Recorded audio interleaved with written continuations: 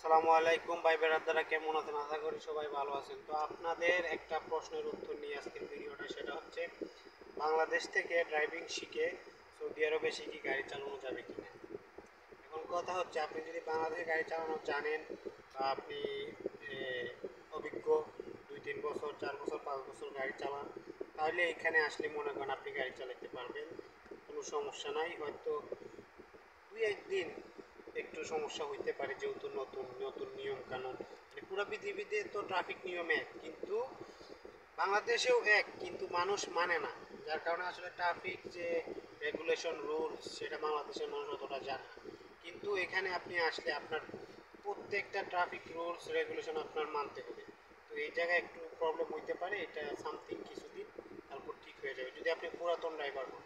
আর যদি মনে করেন নতুন, একদম নতুন, মানে বাংলাদেশে ড্রাইভিং শিখেই সৌদি আরব চলে আসবেন, তাদের জন্য খুবই চ্যালেঞ্জিংয়ের বিষয়।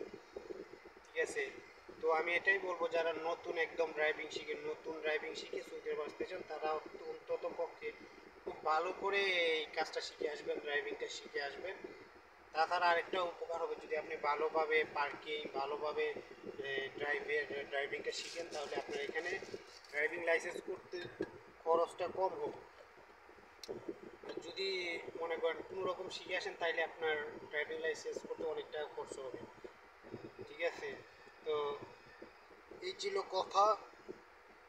আর কোনো রকম যদি ড্রাইভিং শিখে আসেন, তাহলে এখানে ড্রাইভিং লাইসেন্স করতে আপনি বারবার ফেল করবেন। আর যদি কোনো কপিলের মাধ্যমে আসেন, কপিলের কাছে আসেন, তাহলে তো সে তো বিরক্ত হবে, বুঝেন না বিষয়টা, সে কতবার আপনার কত টাকা দিবে।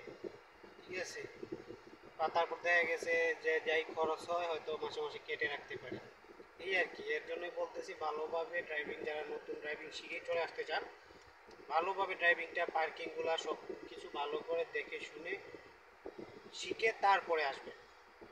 আশা করি বুঝতে পারছেন আর উত্তর পেয়ে গেছেন, যাদের যাদের এই প্রশ্নগুলো ছিল, যে সৌদি আরব ড্রাইভিং শিখে আসলে বাংলাদেশে ড্রাইভিং শিখে সৌদি বেশি গাড়ি চালানো যাবে কি না।